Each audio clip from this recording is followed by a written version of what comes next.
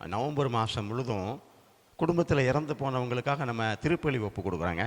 நமக்கு அவங்களுடைய தேவை தெரிய மாட்டாங்க. ஒன்று என்னென்னா, இப்போது உத்திகேசத்தில் ஒரு ஆன்மா இருக்குது, உங்கள் அப்பா இருக்காருன்னு வச்சுக்கோங்களேன்.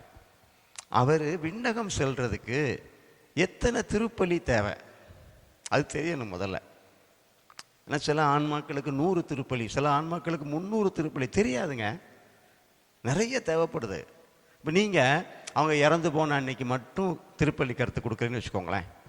இப்போ வருஷத்துக்கு ஒரு திருப்பலி, எங்கள் அப்பா இறந்த நாள்.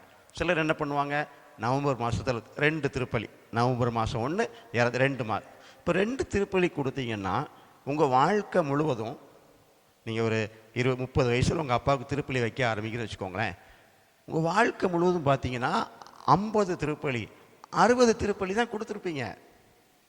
அப்போது நீங்கள் இறந்து உங்கள் காலம் முடிகிறதுக்குள்ள உங்கள் அப்பாவுக்கு தேவையான திருப்பலியை கொடுத்துருக்க மாட்டீங்க, நீங்கள் ஒப்பு கொடுத்துருக்க மாட்டீங்க. அவருக்கு 200 திருப்பலி தேவைப்படும். உங்கள் வாழ்க்கை முடிஞ்சு போச்சு, அடுத்து உங்கள் பிள்ளை அதே மாதிரி தான் செய்வான். அப்போ என்ன ஆகும், உத்தரிக்க ஸ்தலத்தில் உங்களுடைய வாழ்நாள் கூடிக்கிட்டே போகும். இப்போ நம்ம என்ன பண்ணணும், நிறைய திருப்பலிகளை ஒப்பு கொடுக்கணும். அவங்க பிறந்த நாள், அவங்க இறந்த நாள், திருமணமான நாள், அப்புறம் மாதத்துக்கு ஒரு திருப்பலி, எப்படி நாள் கொடுக்கலாங்க. எவ்வளவுக்கு அதிகமான திருப்பலியில் இந்த கஞ்சத்தனமாக இறந்து போனதுக்கு ஒரு நாள், நவம்பர் மாதம் ஒரு நாள் பத்தாது. சிலர் அதை கூட செய்கிறதில்ல.